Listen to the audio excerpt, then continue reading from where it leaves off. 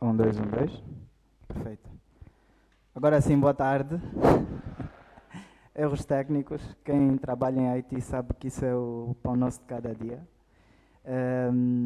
Mais uma vez, sou Alan Santos, jovem de 30 anos. Sou diretor de banca e transformação digital no Banco BAE.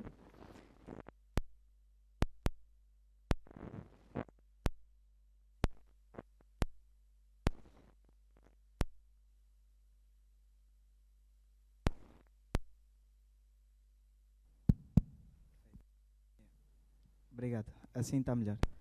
Ahm, Posso tirar? Para não fazer feedback é melhor se calhar tirar, não é?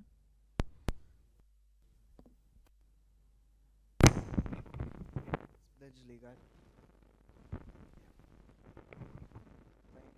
Estou a receber aqui o apoio. Vou já falando, para não perdermos muito tempo. Sou diretor de banco e transformação digital no Banco BAE. Tenho uma carreira que passa essencialmente por trabalhar na banca, mas também acredito que com histórias da minha carreira vou poder passar um bocado daquilo que são as oportunidades, um bocado de que foram os aprendizados que eu pude ter na minha jornada. E também venho partilhar um bocado para vocês de um tema que é muito próximo a mim, que é a banca digital. E para isso vamos fazer uma incursão histórica sobre o que foi a banca digital, de onde é que ela surge, como é que ela foi evoluindo ao longo do tempo, o que é que encontramos nos dias de hoje e o que é que está num futuro. Bem, falar da minha jornada, como disse, há 30 anos, basicamente passo a maior parte do tempo a olhar para o computador e para o móvel como a maior parte de nós. Sou engenheiro informático. Em um breve resumo, sem uma biografia muito longa, focada aqui nos hashtags, gosto de música, gosto de inovação, gosto muito de pensar como fundador, independentemente onde estou, eu penso como é que eu posso empenhar no meu trabalho em de cuidar daquilo que parece que é meu. Inclusive sou startupper, participei da constituição de 2 projetos que ao longo da minha jornada foram transformadores.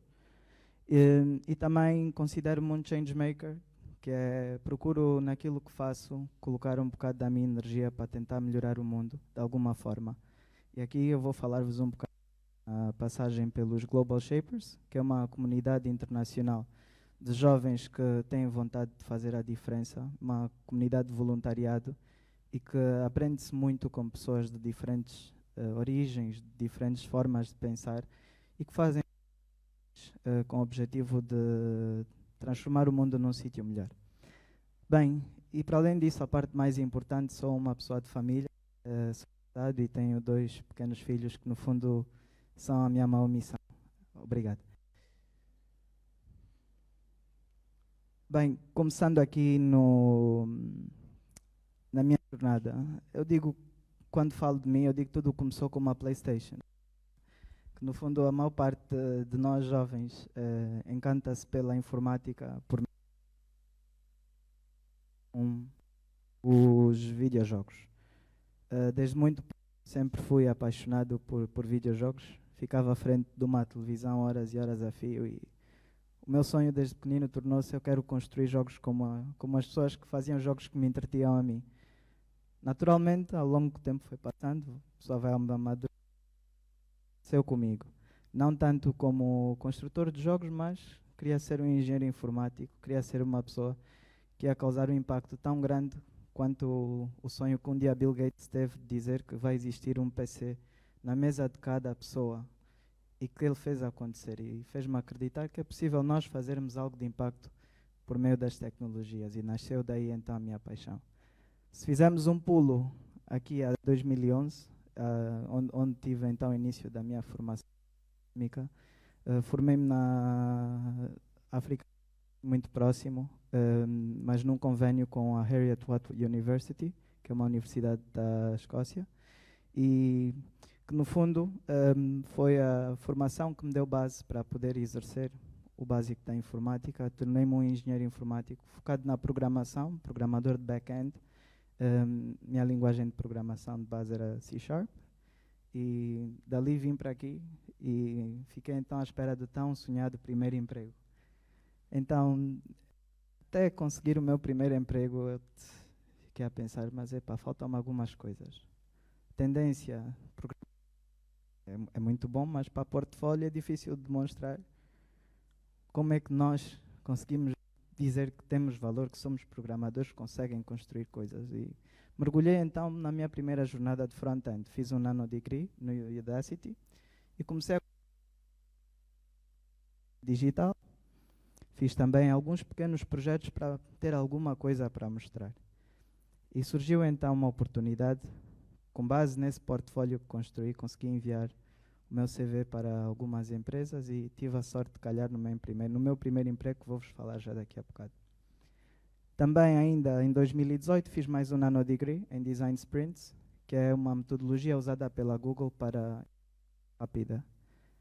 É uma metodologia que de 3 a 5 dias tu sais de um problema para a criação de um protótipo e experimentação. Simplesmente incrível.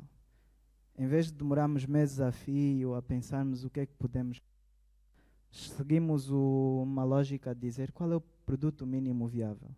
Qual é a primeira solução mais simples que resolve o problema de um utilizador. Vou dar-vos um exemplo. Se eu precisar de ter uma forma de mobilizar daqui, por exemplo, não é? Até o Talatona Shopping, qual é a primeira solução que algum de vocês pensa? Só assim alguém dizer. Eu preciso sair daqui até...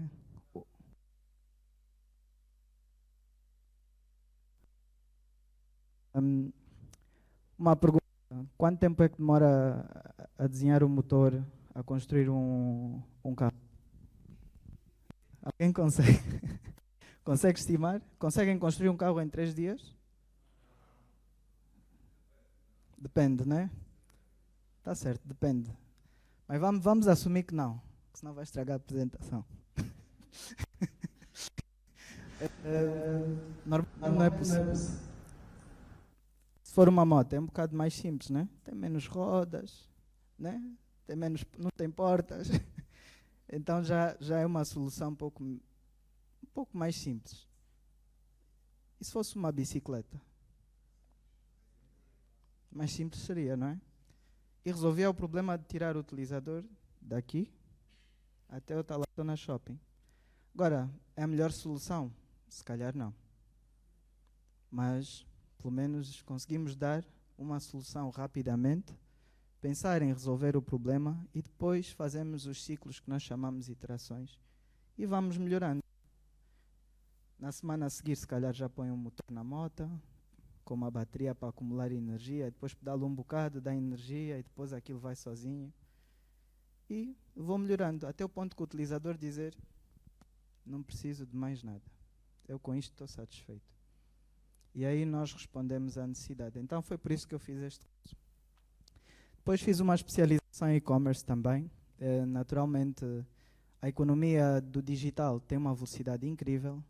Nós estamos num país que o e-commerce começou a ganhar asas há pouco tempo, mas que já vai ganhando a sua expressão. Ainda muito no formato das lojas do Instagram, temos uma ou outra aplicação de e-commerce que funciona, mas ainda não no seu formato ideal. Mas, enquanto profissional que está na banca, que lida com pagamentos, era importante eu criar essa capacidade em mim. E por fim, como as pessoas são a parte mais importante do trabalho, tive também de me preparar em saber como é que eu posso gerir pessoas, influenciar, percebê-las, ouvi-las, que tipos de pessoas existem, como é que eu posso conhecer melhor a mim mesmo para que eu possa ser um melhor profissional. Então, isto é um bocado da minha jornada académica e também olhando agora para a parte mais do profissional. O meu primeiro emprego foi cá em Angola, na Microsoft, onde eu não comecei como programador, mas como especialista de retalho. O que é que faz um especialista de retalho na Microsoft? Vende produtos. Produtos informáticos, naturalmente. E o que é que eu tive de aprender? Como é que se vende o Office? Como é que se vende o Word? como é que se vende um rato, porque a Microsoft também tem, chamam só OEMs, também tem dispositivos. E neste primeiro emprego, a lição mais valiosa que eu tive foi o como pensar em ser um profissional a nível mundial. Não importa onde nós estejamos. Hoje a internet dá-nos acesso a tudo. Com o ChatGPT, então, não tem hipótese. Linha de código, ChatGPT. Tens um problema com a esposa, não sabes o que fazer? ChatGPT. Mas simplesmente não faltam só ferramentas. Mas antes das ferramentas tem que existir em nós a coragem e o acreditar. Acreditar que não importa onde nós estejamos, se nós colocarmos o esforço certo, ligarmos às pessoas certas e com um bocado de sorte nós conseguimos lá. E é isso que eu aprendi, porque tive contacto com pessoas de todo o mundo, principalmente do nosso continente, e fui ouvindo histórias de pessoas que fizeram coisas incríveis. E fui-me perguntar, confesso, o que é que eu estava a fazer com o meu tempo durante a universidade. O que é que eu estava a fazer com o meu tempo durante aqueles minutos onde eu muitas vezes até lamentava, mas nós aqui não temos isso, mas nós aqui não temos aquilo. Mas no final do dia, a falta de recursos é um dos maiores triggers para a inovação, é um dos maiores despoletadores de inovação. Porque nós, quando não temos alguma coisa, temos que procurar solução. O conforto é das coisas que mais trava a inovação que existe. E nós não temos falta de problemas para resolver, não temos falta de desafios no nosso dia a dia e também temos recursos à nossa mão. É só uma questão de decidir que nós vamos tentar resolver um problema. E que não vamos começar pelo carro. Vamos começar pela bicicleta, se calhar pelo triciclo. Mas que vamos começar. Depois tive a oportunidade de ingressar no Banco Nacional de Angola, aí onde pela primeira vez consegui realmente exercer o papel de programador. No BNA entrei e encontrei um choque de duas realidades. Vinha de uma instituição extremamente tecnológica, já tinha trabalho remoto, já tinha várias questões e fui para uma instituição que tem um formalismo na sua atividade. É um órgão regulador. E enquanto jovem aprendi a conhecer as pessoas, aprendi a estar.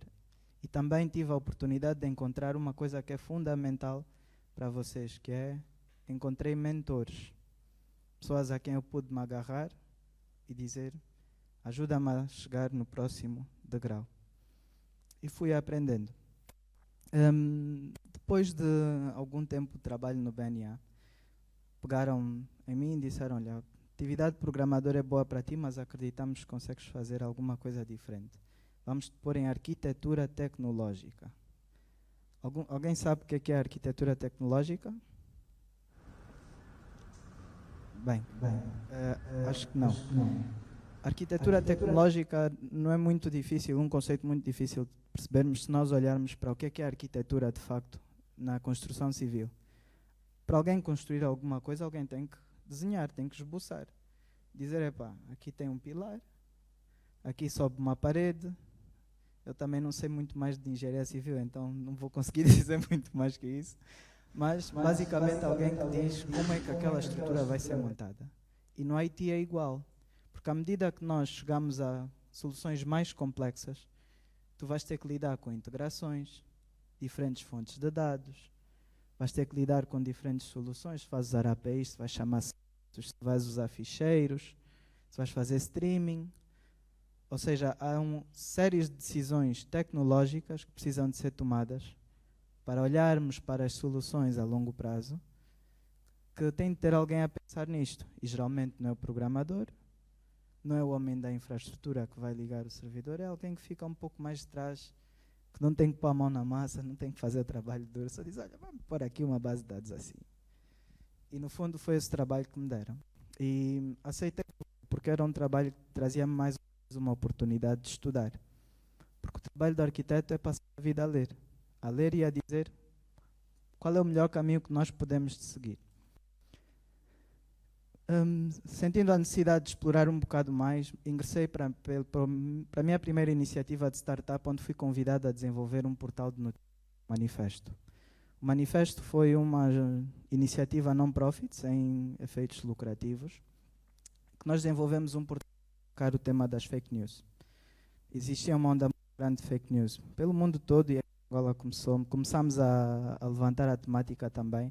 Então criámos um agregador que buscava os feeds das fontes de notícia e que agregava num sítio só e tirávamos um bocado daquelas notícias de WhatsApp, de Facebook e começávamos a enviar as notícias diretamente às pessoas por um canal do WhatsApp e dizíamos se a notícia é confiável ou não. E também recebíamos relatos, não é, de notícias que podiam ser falsas para podermos alertar as pessoas do que é que estava a acontecer. E foi uma iniciativa muito boa, que levou-me a alguns bootcamps, levou-me a aprender um pouco mais sobre aquilo que vai além da tecnologia, sobre a importância da e o impacto negativo também que a tecnologia pode ter nas pessoas. Mais para frente, também tive a oportunidade de fundar aqui o Cubinga, que foi a primeira plataforma que teve aqui a mobilidade urbana, vou dizer, democrática. Temos hoje o Televa, o HIT, o Yango, que no fundo naquela altura desbravámos, ainda estava no BNA, e decidimos experimentar.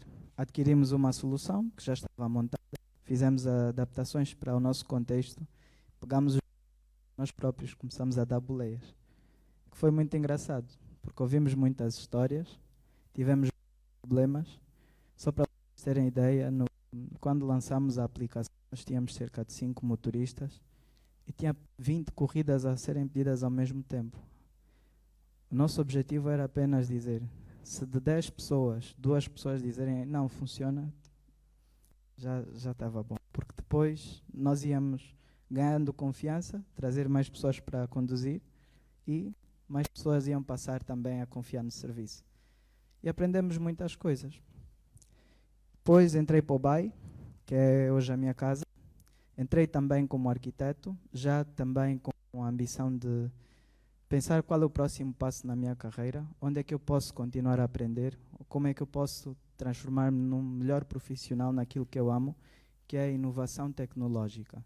E fui convidado então a integrar o grupo técnico de transformação digital, onde encontrei mais uma vez mentores e pessoas com muito mais conhecimento do que eu tinha, que puderam então orientar nessa jornada. Comecei como arquiteto, passei para chefe de departamento da banca digital, onde desenvolvem-se as aplicações como o Buy Direto e outros.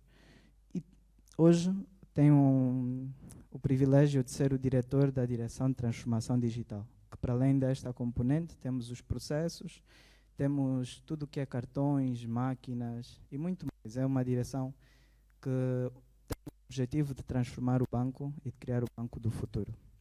Então, falando da minha trajetória, isto é um bocado sobre mim e gostava de reservar um momento de 5 minutos para responder algumas questões que vocês possam ter.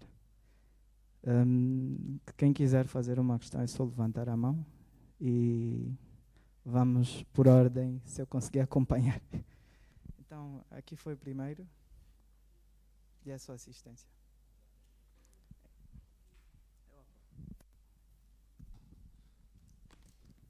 Boa tarde a todos. Obrigado. A minha pergunta é concernente à programação. Eu gostaria de saber qual foi a maior dificuldade que viste quando começaste a aprender a programar. Okay.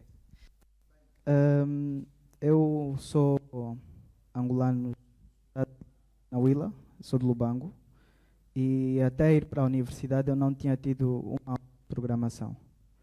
E quando eu cheguei à universidade, os meus colegas já tinham aprendido quase todos a programar no high school, no secundário, né?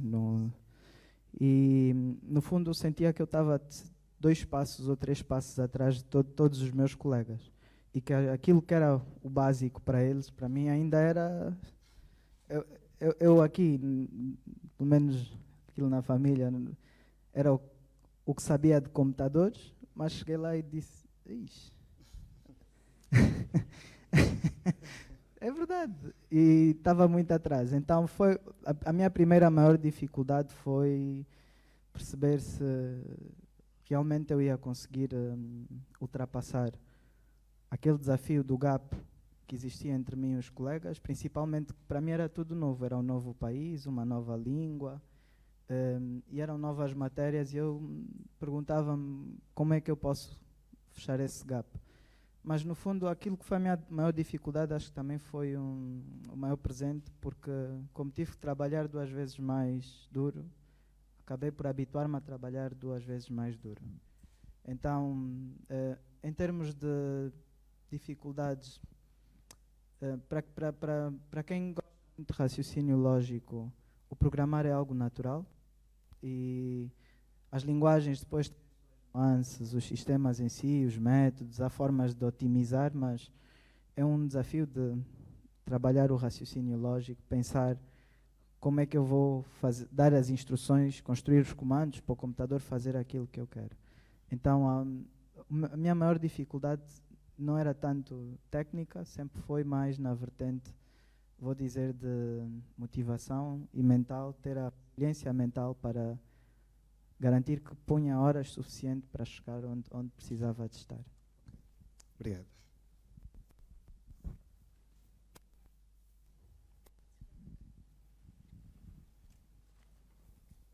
Boa tarde, Carmo da Gama é o meu nome. Eu tenho uma pergunta sobre a questão a um dos primeiros empregos do Sr. Alan. Queria saber como é que conseguiu o emprego na Microsoft, sendo que estava em Angola. Certo. A Microsoft Angola é uma empresa que está aqui sediada e na altura, por rede de conhecimento, sabíamos que estavam abertos estágios, no LinkedIn estava publicado e tinha um endereço para enviar o e-mail com o meu CV. Eu corri com o meu portfólio, enviei, fiquei à espera há cerca de 3 meses. Já tinha perdido a esperança, inclusive, e estava a decidi fazer o seguinte, ainda cheguei a fazer. Qualquer trabalho que me chegava às mãos, eu fazia. Logotipo do tio, ir instalar o Windows, não importa o que era. Eu queria ter coisas que eu podia dizer, eu já fiz. Porque da maior dificuldade que eu tinha enquanto freshman, enquanto uma pessoa acabada de sair do forno, né? A verdade é que eu não tinha experiência prática. E então tentei criar portfólio, tentei fazer o máximo de coisas possíveis para poder criar experiência. E no fundo, quando tornei-me mais maduro e como profissional que sou hoje, e que estou na posição contrária de quem às vezes avalia quem vai ser contratado, é das coisas que mais conta, ver não tanto pelo resultado ou pela qualidade do portfólio, mas que tem aquela pessoa de dizer, eu não paro, independentemente das condições, eu vou tentar lutar para fazer alguma coisa. Porque a atitude é 90% do caminho.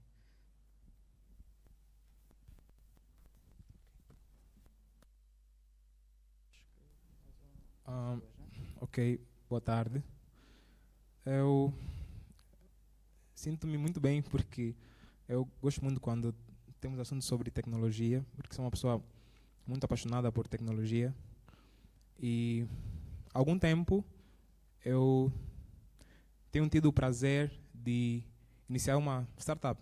Eu vi que o senhor já participou em várias comunidades de desenvolvimento. Eu gostaria de saber qual dica o senhor deixaria para jovens que queiram criar grupos para desenvolver programas ou coisas que possam beneficiar a comunidade. Qual dica o senhor deixaria para jovens que queiram iniciar uma startup?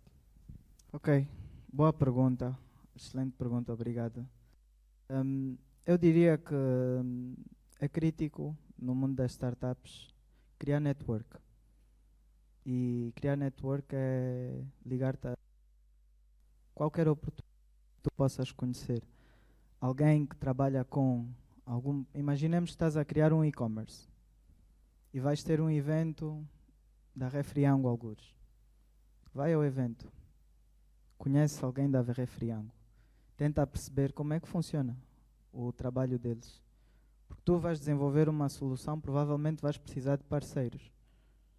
Então vai àquele evento. E um dia vai ter um evento que vai falar sobre investimento em Angola. Vai àquele evento. Conhece pessoas.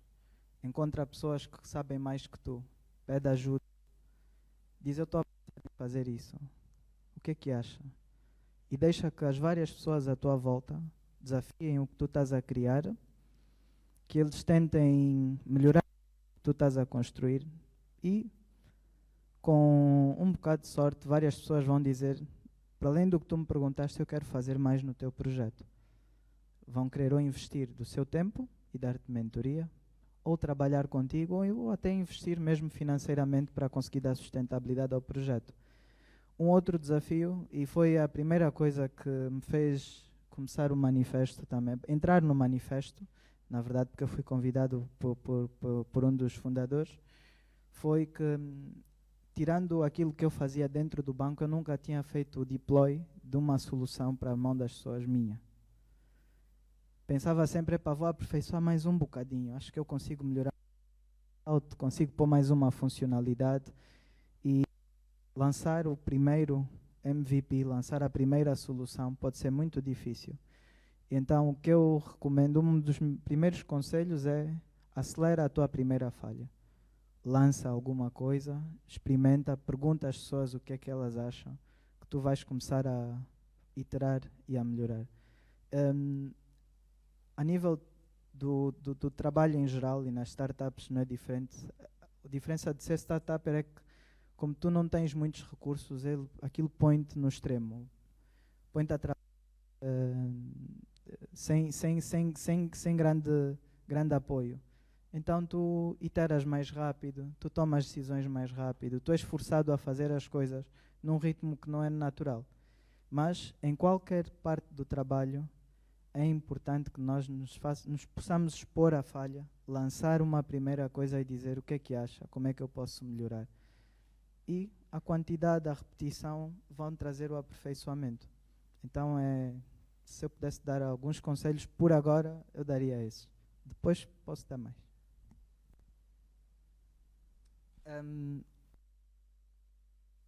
E depois passamos. Eu vou pedir à organização para fazermos o seguinte. Vou fechar as questões depois desta. Vou fazer o resto da apresentação e depois, se tivermos tempo, fazemos mais. E, se possível for, também partilho os meus contactos para falar com a turma quando for pertinente. Por favor.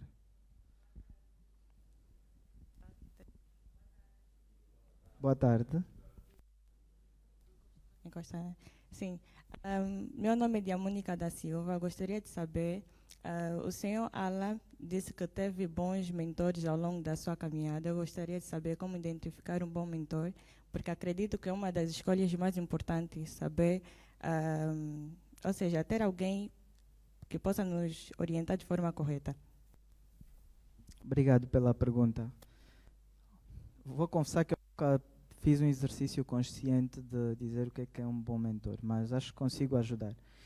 Que é, os mentores que eu encontrei, ou as pessoas em quem eu me apoiei, foram pessoas onde eu identifiquei algumas características. Primeiro, são pessoas que têm domínio de alguma matéria que eu preciso aperfeiçoar. Não importa se é técnica ou se é comportamental. Porque às vezes nós podemos até, e com vocês vai ser comum, porque vocês poderão ter mais habilidade técnica do que muitas das pessoas estão há muito tempo.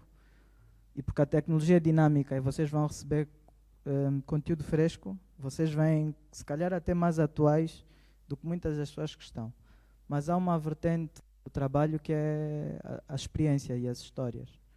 E mesmo na componente comportamental podemos aprender. Então, o primeiro fator é identificar em alguém capacidades, coisas que nós poderíamos fazer melhor.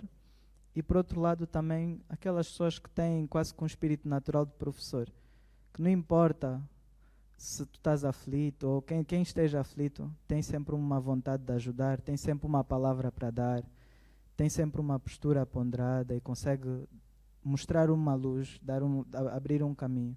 E no fundo, o tornar uma pessoa mentor é dizer, eu não vou apenas ocasionalmente, se a conversa surgir, perguntar a esta pessoa como me ajudar. Vou programaticamente dizer, eu todas as semanas vou sentar com essa pessoa pelo menos 20 minutos e fazer perguntas e perceber. E vou recolher as minhas dúvidas e vou pedir para essa pessoa ajude-me a crescer. E por outro lado, mesmo sem perguntar, vou fazer alguma coisa que é observar. Eu, por exemplo, o meu primeiro diretor no BNA, eu acho uma pessoa incrível, porque ele não era informático e era diretor de uma área de informática.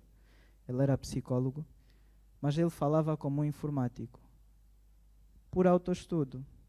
E cada vez que ele não soubesse alguma coisa, ele chamava o técnico, o chefe de departamento, quem fosse, para sentar com ele e explicar-lhe um bocado sobre aquilo. E ele depois ia estudar sozinho. E nas reuniões admirava uma coisa que é, ele ouvia toda a gente. Dava a toda a gente 1 minuto para falar.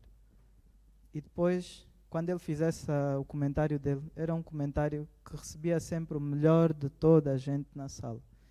E que foram coisas que aprendi, não porque fiz uma pergunta, mas porque foram coisas que eu vi acontecer várias vezes. E que disse, essa é uma pessoa que eu devo observar.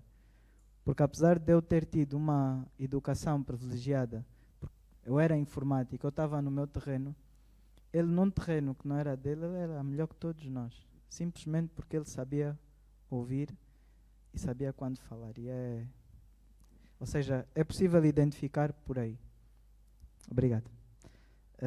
Bem, gostava mesmo de dar mais espaço para perguntas, mas vamos andar um bocadinho e depois voltamos a um pouco. Bem, voltando então aqui para a apresentação, eu queria trazer-vos um bocado do mundo da banca digital. É uma história. Vou tentar passar rápido por isso, porque acho que a interação é o mais importante. Importante ouvir o que é que vocês têm para dizer e partilhar com vocês um pouco das minhas histórias. A banca digital não é nada do que usar a tecnologia para oferecer serviços financeiros. Hoje encontramos principalmente quando olhamos para... Vamos a um ATM, temos ali uma tecnologia que nos apoia, queremos fazer um levantamento, um pagamento, não precisamos de uma pessoa para assistir. Temos as soluções digitais, temos inclusive bots e outras coisas que apoiam-nos a utilizar serviços financeiros. A história da banca digital, por incrível que pareça, começa nos anos 60, quando foi então lançada a primeira máquina de despesa de dinheiro, o primeiro ATM, e evoluindo até os anos 80 com soluções de banca por telefone, não é? E também depois o lançamento do primeiro Internet Banking. Ao longo do caminho tivemos outros momentos marcantes, como quase na entrada do século XXI, o nascimento da PayPal, a primeira fintech que teve um impacto muito grande no mundo.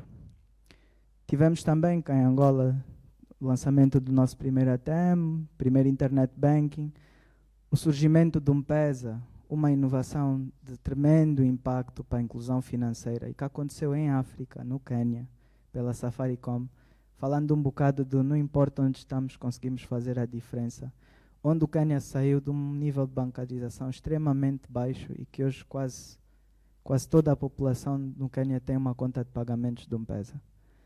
Depois olhamos para uma revolução também, que foi o surgimento do Bitcoin, que traz uma nova era de serviços financeiros, uma nova forma de pensar, inclusive, a integração de sistemas.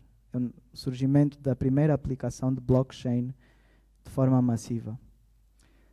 E depois tivemos outros movimentos importantes, como o nascimento dos primeiros bancos digitais, como o N26, o Revolut, Ant Finance, e mesmo aqui no nosso contexto, o ano passado foi lançado o Quick, o primeiro sistema de transferências instantâneas que deve começar a operar. Olhando aqui para o nosso contexto, Angola Digital, temos um contexto de digitalização crescente, ainda baixo, há pouca literacia, mas o acesso às tecnologias móveis, o acesso à internet tem vindo a crescer ao longo do tempo. E isto é um bom indicador, porque para vocês que estão a estudar, a dedicar-se, a empenhar-se para aprender a fazer soluções digitais, só vai valer a pena se os angolanos conseguirem utilizar. Então, fazendo uma reflexão à volta do digital, é positivo porque as soluções trazem melhores experiências para os clientes, conseguimos atingir mais pessoas em menos tempo, com menos custo, conseguimos competir com menos recursos contra titãs, mas no negativo temos o problema da literacia. Hoje, quem usa uma tecnologia tem uma vantagem extremamente maior àquelas que não têm acesso à tecnologia. Uma pessoa consegue fazer uma dissertação com o ChatGPT, consegue fazer em muito menos tempo do que alguém que não tem acesso à internet e vai ter que fazer à mão, ir ler livros. Então, o gap que a tecnologia traz para muitos países cria desvantagem. Por isso, nós temos a responsabilidade também de trazer a nossa sociedade para o digital, para nós não perdermos o lugar na economia global. Então, aqui uma pergunta rápida. É possível hoje sobreviver sem ser digital, enquanto empresa?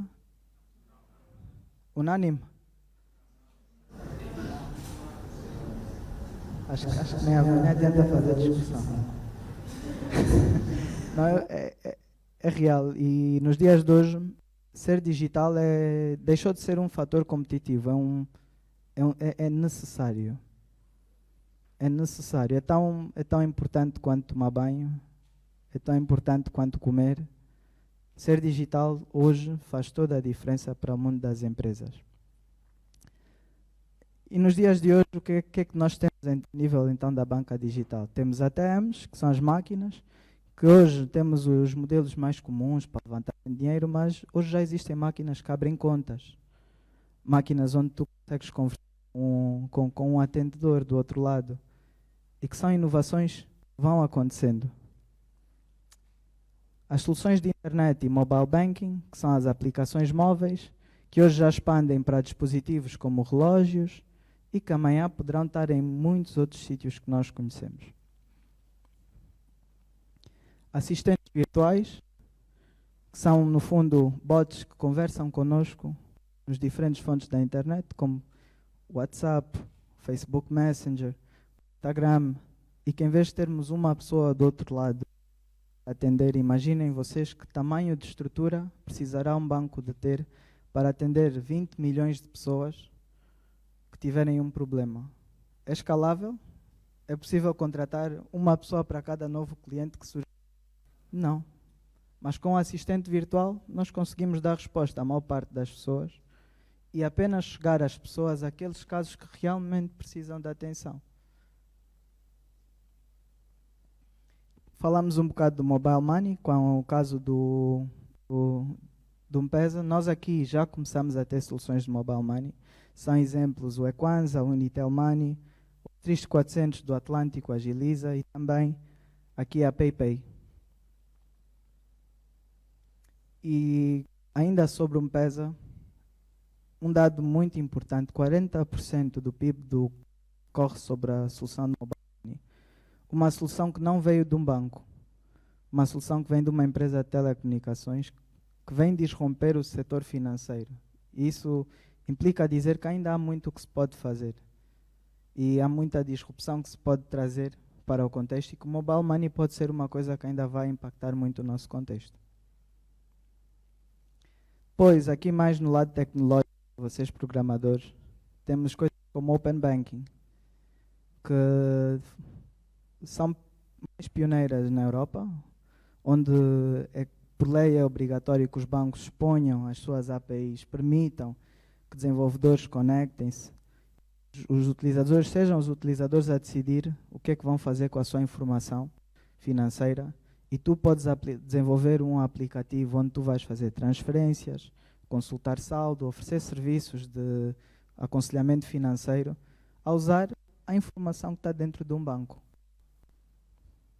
Ou ainda conceitos como Bank as a Service, que é, eu construo um banco, faço toda a componente regulamentar, toda a componente do capital, a estrutura de suporte, mas depois na hora do aplicativo, alguém, digo uma startup, Constrói um aplicativo de poupanças para os meus clientes. Constrói um aplicativo de crédito para os meus clientes. Podem montar empresas, pequenas empresas, em cima da minha estrutura. Como é o caso, por exemplo, da Wise. Não sei se conhecem a Wise. A Wise em si tem um banco por trás. Estou a voltar.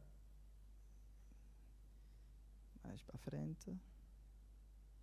Ok, depois vem então aqui os bancos digitais, que no fundo são, mais uma vez, a transformação digital a tomar conta de levantar agências. Não preciso de construir grandes estruturas. Eu tenho um banco a operar. O que faz com que, se eu não preciso ter os custos que um banco tradicional tem, posso cobrar taxas que os bancos tradicionais não conseguem cobrar. Então surge a oportunidade e, mais uma vez, quem é que está a transformar? Os engenheiros informáticos a criarem as oportunidades, a criarem as suas startups e a ocuparem o espaço no mercado. Alguém aqui já foi a um videoclube alguma vez? Um vídeo, não sabe o que é um videoclube? Ok. Mas quem tem subscrição na Netflix, levanta a mão. Yeah. O videoclube é aquilo que o Netflix matou. É a Nokia do videoclube. Conhecem a Nokia? Okay. Yeah, mas basicamente é para dizer que, da mesma forma como antes, nós para vermos filmes, para vermos algum filme novo e também às vezes para jogos, ias a um videoclube, levavas a cassete contigo ou DVD, vias na tua casa, depois devolvias como uma biblioteca, só que para filmes. Sim, isso existiu, não é assim para mim. Yeah. E basicamente é uma coisa que, se vocês virem em menos de 10 anos, vocês hoje já não sabem o que é isso. Eu ainda estive a dizer, sabem o que são CDs. Os meus filhos não sabem o que são CDs. Os meus filhos já não sabem o que são CDs. Então é só para dizer que as soluções que vocês vão criar provavelmente vão fazer coisas desaparecerem. Esse é o impacto que os engenheiros informáticos têm no mundo. Então, falar agora um bocado das tendências de futuro e daquilo que deve ser o vosso objetivo. Há um autor, que é o Arthur C. Clarke, que ele diz que qualquer tecnologia suficientemente avançada é indistinguível de magia. A primeira vez que nós vimos o ChatGPT a funcionar, eu duvido quem não ficou assim, da boca aberta. É incrível. É espetacular. Sabíamos que era possível, mas no fundo não acreditávamos. Uma parte de nós dizia, será mesmo que vai acontecer? E é incrível ver acontecer. Quem diz isso diz o metaverso e diz muitas outras coisas. Então, praticamente, os Houdinis da nova geração são vocês. Vocês estão aqui não só para aprenderem a desenvolver, programar, linhas de código. Ponham dentro dos vossos corações, vocês estão aqui para fazer magia. Vocês estão aqui para fazer magia. Então, com o que é que se vai fazer magia lá para frente? Eu selecionei 3 tecnologias, 3 tendências no mundo, que vocês, quando não tiverem a fazer o vosso trabalho atual, invistam muito do vosso tempo para mergulharem nisto aqui. AI, blockchain e o metaverso. Blockchain. A blockchain é... Eu tento explicar blockchain para pessoas que não são técnicas às vezes, e eu vou te dizer, é muito difícil para mim. É extremamente difícil. Eu tento explicar-me blockchain e às vezes eu também não consigo me explicar blockchain. Mas basicamente, o que é a blockchain? Blockchain é nada mais do que uma base de dados descentralizada. É uma base de dados em que uma versão está comigo, uma versão está contigo e com... E o poder dela é que o registro que é feito à frente traz uma referência daquilo que vem atrás. O que faz com que, se eu tiver que tentar adulterar aquela base de dados, a cadeia quebra e eu consigo saber se aquela tentativa de registro é verdadeira ou não. Isto utilizando o quê? Criptografia. Então, a blockchain traz uma coisa muito importante para o nosso mundo, que é a confiança. Mas não é confiança nos homens, é confiança no sistema. É por isso que, quando olhamos para a blockchain, falamos de trustless systems, sistemas sem confiança. Por quê? Porque o sistema em si garante a confiança. Se tivermos que pensar num sistema de voto, por exemplo, em que eu tenho as dados comigo, não é? Está no meu servidor, eu digo, olha, vocês todos votem, eu estou a concorrer aqui para ser o presidente da 40 e todos vão votar na minha página, que eu vou lançar, e vou concorrer contra qualquer um de vocês. E depois vejo para os votos não estão ao meu favor. A base de dados é minha, está no meu servidor. Vocês vão ter que confiar, não vou mexer naquela base de dados. E esse é o mundo da centralização. Com a blockchain, cada versão de dados está distribuída por nós. E quando alguém lança um voto, esse voto é registado para todos nós. Então, quando eu for verificar como é que estão as votações, eu vou fazer validação por várias pessoas. Então, mesmo que eu altere os dados na minha base de dados, quando eu for à base de dados aqui, não vai bater certo. Quando eu for ali, não vai bater certo. Logo, é chumbado. E com a blockchain vem então isto do mundo que não precisa da confiança entre homens. Confiar apenas no sistema. E a carga disso vem coisas giras como contratos digitais que permitem chamar comportamento. Quer dizer, sempre que acontecer uma transação, garantidamente vai ser paga uma comissão. Por exemplo, o problema da pirataria. Cada vez que eu faço stream de uma música, supostamente eu devia pagar direitos de autor a quem escreveu a música. Mas hoje não conseguimos resolver isto, porque eu faço download, faço streaming num website que não deve. Se eu fizer as repetições, ninguém consegue perceber.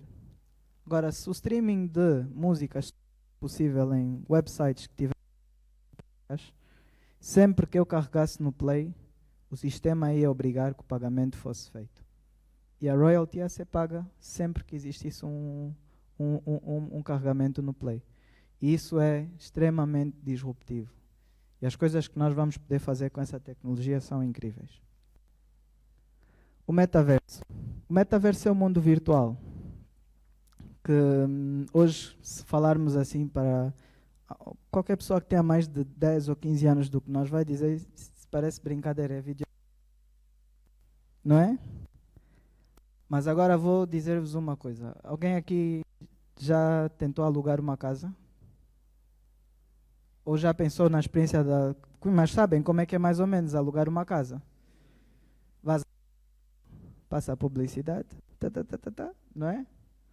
Vês ali o apartamento, T3, onde é que é, papapá, e depois vais para as imagens. O fotógrafo tira uma foto assim, ele baixa, apanha o ângulo onde vai ter maior expansividade e um quarto, que é pequenino, vai parecer uma penthouse.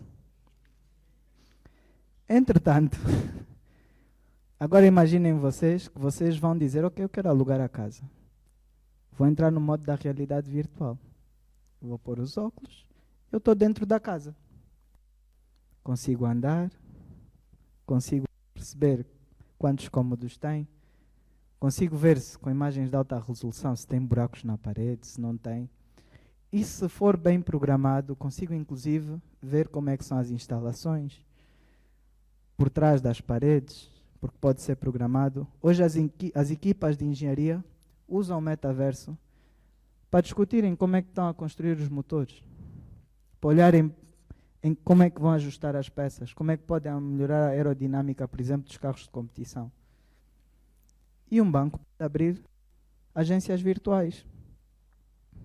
um banco pode colocar um beacon, um pequeno local, onde eu a encostar e tem a aplicação do banco, ele desperta-me e passa-me uma publicidade, diz-me, olha, tem um produto para si.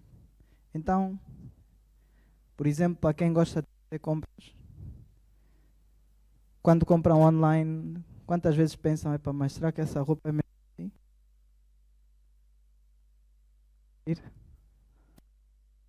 Realidade virtual, você ter as medidas do vosso corpo tiradas e ver ficar no vosso. Parece que não vai ser possível, mas vai ser possível. E por fim, AI. Essa tecnologia é a tecnologia que tem o maior potencial de romper o mundo. Para mim. Porque simplesmente ensinar uma máquina a pensar como um homem, só que numa velocidade extremamente superior, é o potencial de dizermos nós vamos conseguir pular séculos de pesquisa, de desenvolvimento, em segundos.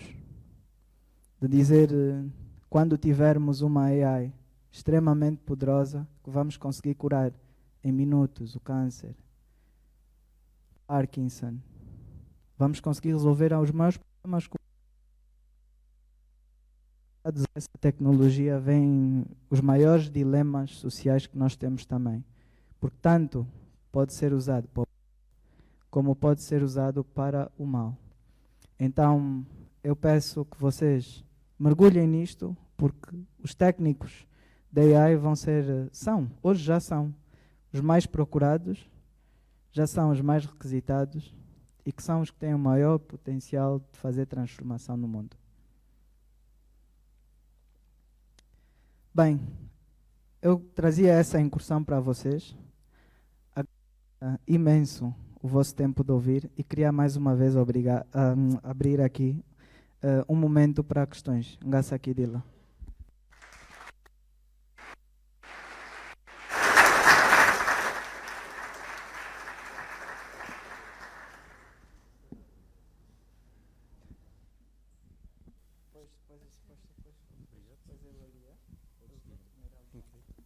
Muito boa tarde aos nossos caríssimos convidados, todos os membros do staff 42 e meus queridos colegas.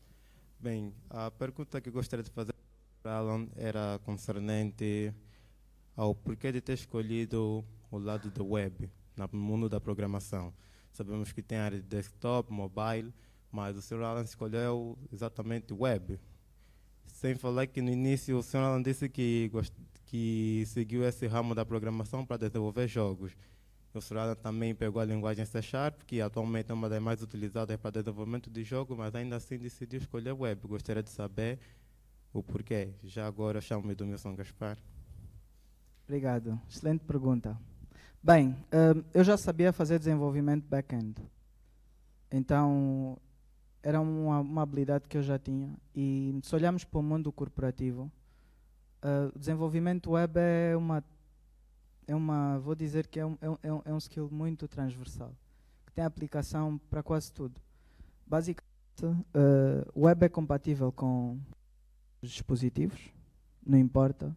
Tu não precisas de programar para a loja da Huawei ou da loja da Google Play ou para o iOS. Quando desenvolves web, se for responsivo, estás a desenvolver para qualquer device. Então, um dos fatores que me levou a dizer que tenho que saber desenvolver web é uma tecnologia muito universal e que serve um grande número de pessoas. Vamos lembrar, a maior parte das pessoas em Angola não têm acesso a dispositivos, mas muitos têm acesso a um cybercafé, por exemplo. Então, o web tem essa vantagem. E hoje, inclusive, digo-te mais. Tu com web hoje já consegues desenvolver aplicações universais. Fazes uma vez o código, depois vais ao Cordova, por exemplo, e vais fazer o deploy de aplicações nativas para Google e para o iOS. Ou com o Xamarin, da Microsoft, por exemplo. Então, por que eu fui para a web? Por causa disto, porque era mais competitivo na altura. Por acaso foi um dos dilemas. Será que devo ir para mobile ou não? Mas para o mercado na altura fez mais sentido web. E se olharmos para a trajetória, depois entrei para instituições corporativas que os portais que tinham de ser desenvolvidos são mais portais web, não portais para o consumo, nem aplicações móveis de consumo.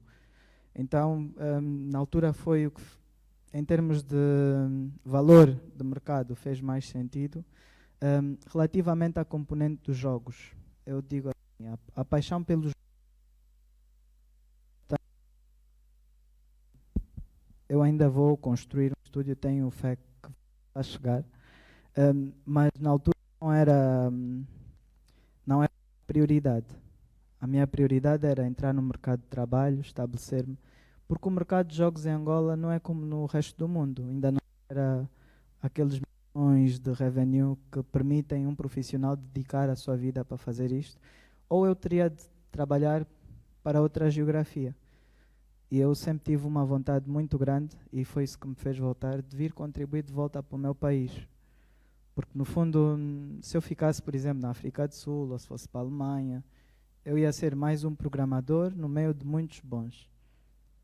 E se fizesse a diferença, fazia a diferença para outros, e se fosse bom, seria mais um. Enquanto que eu aqui tenho a oportunidade de fazer a diferença para os meus, e de ser diferenciado no mercado. Não sei se estão. Obrigado. Boa tarde a todos. Josué Mbona é o meu nome. Sim, Sr. Alan, gostaria de saber, com domínio na área de arquitetura, de tecnologia e banca digital no Banco BAE, tem um grande fator que muitas das vezes dificulta-nos no acesso a estes mesmos serviços que o banco presta, né? Como, por exemplo, fazer o levantamento, abertura de contas e muito mais. Gostaria de saber se, como acabamos de ver agora que a inteligência artificial é uma das tecnologias com mais impacto a nível mundial, será que tem a ideia de trazer esta mesma tecnologia para trazer inovação e melhorar os serviços já prestados pelo banco? Obrigado pela pergunta. Eu tenho o privilégio de trabalhar numa instituição que tem um compromisso muito grande com a transformação digital. O bom do banco ser uma instituição aberta, em bolsa, é que nós publicamos os nossos relatórios, onde inclusive vai o nosso plano estratégico. As estratégias do banco estão publicadas. Então, há coisas que eu posso falar, que o banco tem sim, em privilegiação destas tecnologias que nós tivemos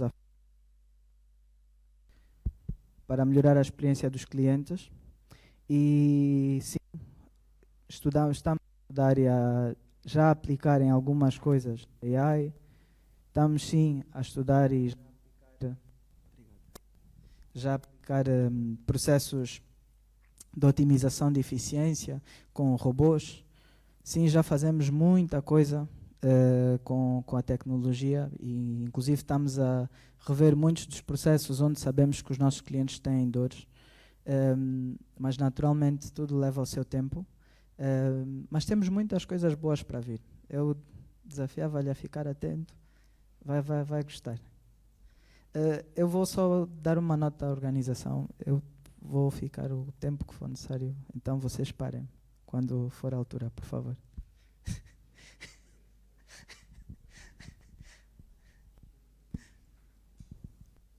Boa tarde a todos, sou Job Figueira.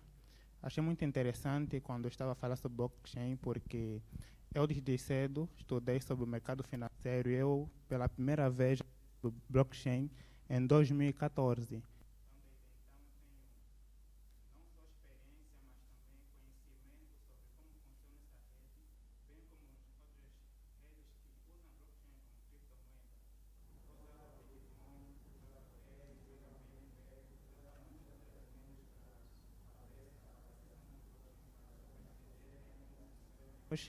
Eu sou grato pelos conhecimentos que tenho tido. Então, dito isto, eu gostaria de saber, para nós que estamos em fase de aprendizagem, que utilidade nós podemos exercer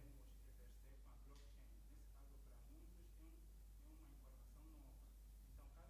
com a blockchain. Nesse caso, para muitos, é uma informação nova. Então, Tiverem conhecimento com a blockchain, o que é que eles poderiam fazer, visto que a transação de criptomoeda não é uma, digamos, não é uma coisa comum no nosso país e tem certas informações que foram restringidas, não só a mineração, mas como muitas outras coisas que envolvem a criptomoeda. Então, sendo o blockchain uma das redes especificamente útil para esse tipo de transações, então que utilidade sugere para nós, de modo a utilizarmos, aproveitarmos o poder que a blockchain tem? Excelente pergunta. Bem, aqui e tu fizeste bem a separação do blockchain e as criptomoedas, ou seja, todas as criptomoedas que conhecemos têm como base a blockchain, mas a blockchain não se limita à criação de criptomoedas, não é? Então, dentro do setor empresarial, existe deram um nome diferente para separar das criptos, que são as DLTs, Digital Ledger Technologies, que no fundo são também, no fundo é igual, só que é construído em redes privadas, vamos assim dizer. O conceito é similar. E basicamente, se tu dominares tecnologias de DLTs, por exemplo, do Azure, da Amazon, tu vais, enquanto profissional, vais criar um valor que é requisitado globalmente. Tu és um jovem informático e tu não precisas trabalhar dentro das fronteiras do país. Tu podes trabalhar a partir de cá para qualquer organização que esteja a construir em DLTs. Isto é uma oportunidade. Por outro lado, sim, no contexto onde a digitalização ainda está em ascensão, o que eu diria que é a maior oportunidade que existe hoje é a construção de motores que possam entidades, por exemplo, como as entidades do sistema financeiro consumir, mas que teria de ser numa lógica de startup mesmo.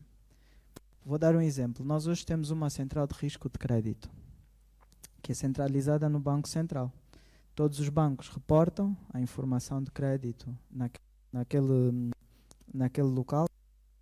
Depois nós vamos consultar nestas bases de dados do Banco Central para verificar se são cumpridoras ou não, ou se têm compromissos que têm falhado a nível de crédito. Isto era uma base de dados que poderia ser perfeitamente transformada numa blockchain. Em cada banco pode ter o seu próprio repositório de toda a informação, como a informação que é para a prevenção de risco do sistema financeiro.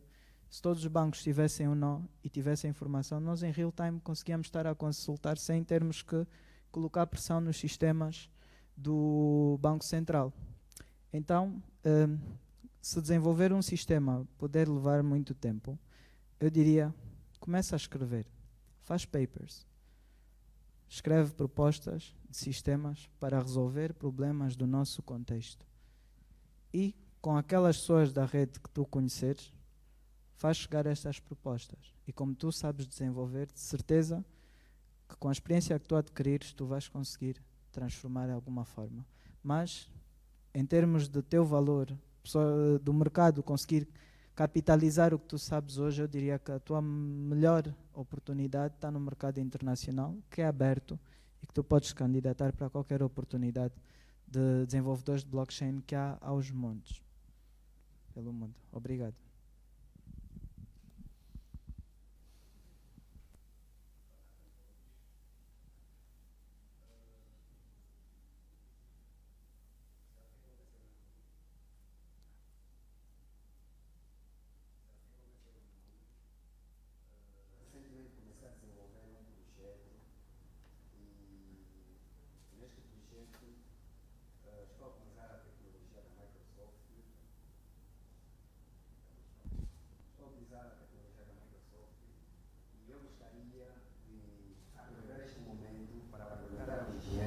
Se o banco tem uma API para pagamento de serviços online.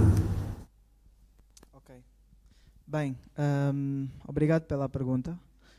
A nível das APIs desenvolvidas hoje, disponibilizadas, o banco ainda não tem, vou dizer, disponível de forma global APIs para pagamentos de serviços. Estivemos a falar da rede multicaixa, entretanto tem um serviço de pagamentos, que é o Bypaga.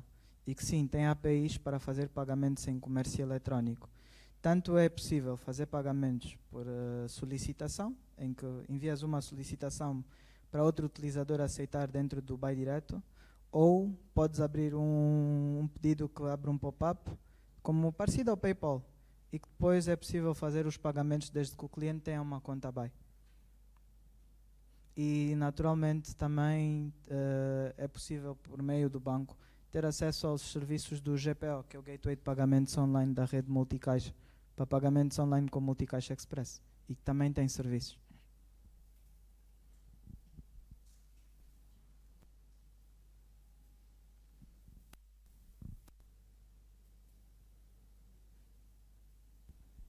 Boa tarde.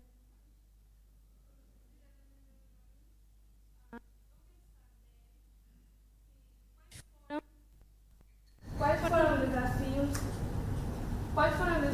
encontrados ao longo do processo da banca digital e se ao longo desse processo conseguiram alcançar os objetivos que foram estabelecidos e como é que conseguiram ultrapassar os desafios que encontraram ao longo do processo? Desafios com a banca digital. Bem, eu tenho muitas histórias de trabalhos, mas vou tentar generalizar para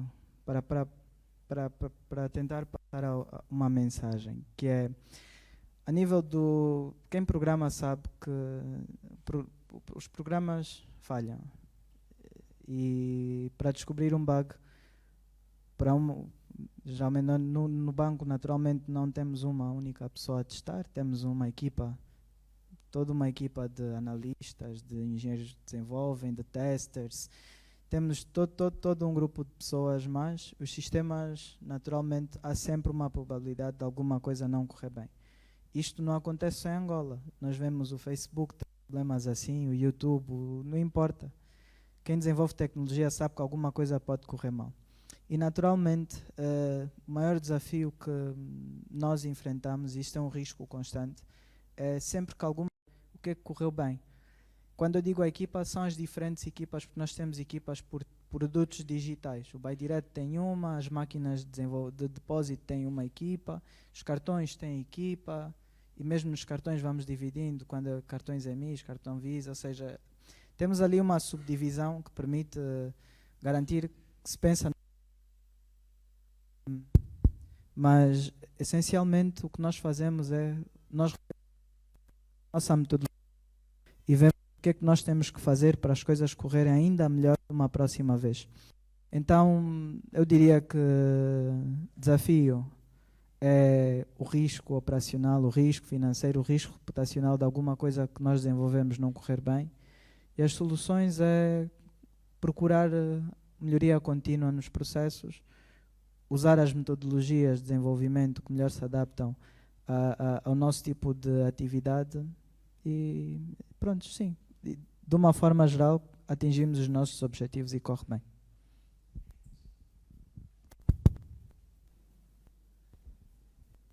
Boa tarde a todos.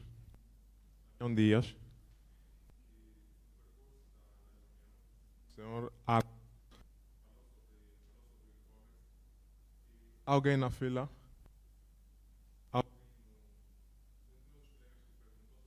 Como identificar ou alguém que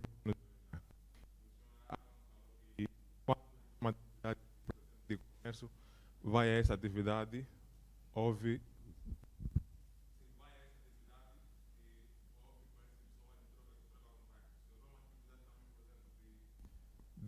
e tem a ver com a cultura. A atividade também houve os colegas, troca o contacto. E eu tenho um projeto também voltado ao e-commerce. E no princípio o Sr. Alan falou sobre que iria deixar contactos, se possível, com alguns alunos. E terá de pedir autoridade com o Sr. Alan improvisar. Tá certo, olha, muito obrigado. Eu vou deixar o meu LinkedIn para todos vão poder conectar-me. E sim, naquilo que for possível eu ajudo com muito gosto.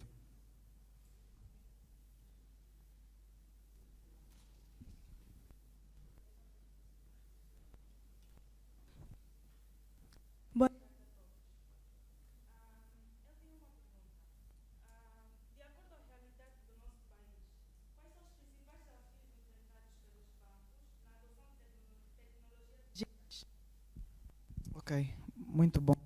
Excelente pergunta. Eu vou dizer o seguinte: nós temos um desafio regulamentar. Há um desafio que é de base, por exemplo, que é assinaturas digitais. Todo o vínculo que é criado a nível de consumo de produtos e serviços é vinculado por um contrato. E se eu não posso ter uma relação no remoto, o banco, se não tiver garantias, o que é que eu tenho que fazer? Eu vou forçar o meu cliente a ir à agência. E eu diria que um dos pontos é existir flexibilidade regulamentar para podermos fazer coisas como assinaturas digitais. Há uma nota positiva do nosso contexto, que é o BNA tem uma sandbox regulatória, em que novos conceitos, novas ideias que o sistema financeiro mover, não importa se são os bancos ou startups, o BNA acolhe para estudar, aprender, não trava e depois regula. Então, diria que há temas específicos, como o de assinaturas digitais, que já deveríamos estar a resolver, mas por outro lado há iniciativas que o nosso contexto já tem, que põem-nos em vantagem, que há abertura para se fazer inovação, como a sandbox regulatória, que o BNA tem estado a dinamizar recentemente. Então eu diria que a nível regulatório é um dos principais desafios do nosso contexto. Um outro ponto tem a ver com a literacia, naturalmente. A educação é a base para tudo. E a falta de literacia digital faz com que, se eu não sei usar um telemóvel, como é que eu posso prestar um serviço? Se bem que hoje já há respostas. Por exemplo, nós estamos a ver com os motores de inteligência artificial, os Large Language Models, que eles conseguem aprender a perceber as pessoas de qualquer forma e conseguem, inclusive, captar contexto, entender e depois, inclusive, comunicar de forma contextualizada. Então, hoje, por exemplo, vocês, em projetos, já podem pensar em criar um bot que entende as pessoas da forma como elas falam no nosso contexto, independentemente do nível de literacia, e que respondem às pessoas da forma como elas vão entender também. Então, há coisas que eram desafios, por exemplo, eu estava a falar da literacia, mas que hoje acho que é uma oportunidade, porque já há ferramentas para se criar motores que falem como as pessoas, comuniquem com as pessoas da forma como elas conseguem entender e não obrigá-las, por exemplo, a aprender a carregar num botão.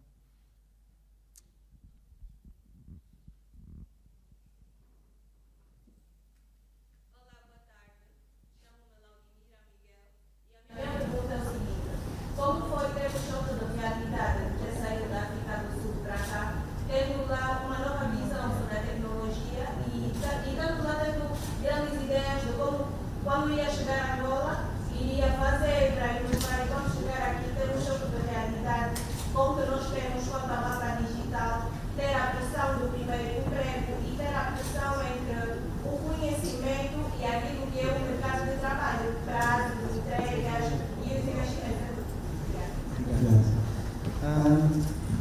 Eu não tive um choque de realidade porque eu não tive muito tempo fora de Angola e eu estava muito próximo a Angola e vinha sempre, então nunca tive esse choque de realidade. Depois também vindo um contexto em que já percepcionava que a utilização da tecnologia não era massivo. Eu diria que o principal tema na altura para mim foi que eu, para encontrar o primeiro emprego, eu tive que sair da terra onde eu cresci, né? A minha família é de cá de Luanda, eu sou de cá de Luanda originalmente, mas fui muito pequeno para o Lubango. E gostava, por exemplo, ter iniciado a minha carreira também onde cresci e poder contribuir para aquele contexto. Mas, na altura, se eu tivesse falado de choque, foi principalmente o facto de perceber que, para ter as oportunidades, as melhores oportunidades, eu era forçado a vir para Luanda para viver. Então, não tanto choque de tecnologia, da questão da pressão do primeiro emprego que existe, há sempre aquela dúvida, será que tenho as capacidades para atender à expectativa do mercado de trabalho, mas principalmente o choque de saber que eu ia ter que me mobilizar e e não ia poder iniciar a carreira onde eu cresci. Yeah.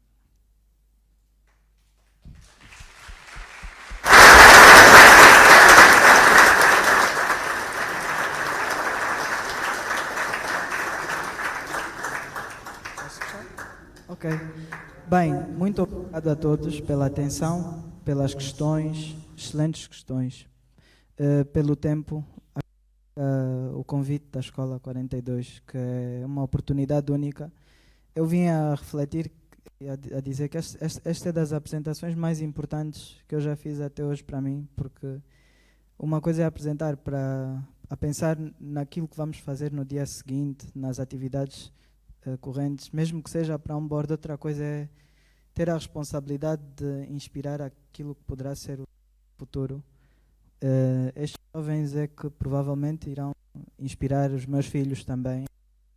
Olho com muita responsabilidade, com muita gratidão a oportunidade de vos poder falar, e espero que ainda com um bocadinho tenha conseguido inspirar vocês. Obrigado.